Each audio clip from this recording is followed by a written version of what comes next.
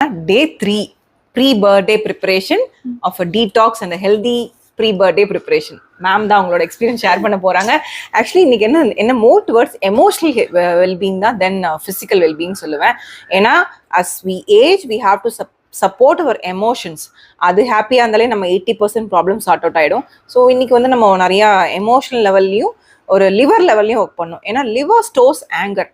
So we did liver detox and then emotional healing together, ma'am. So இன்னைக்கு எப்படி ma'am இருந்தது உங்க experience? See, I always find my shoulder with ma'am.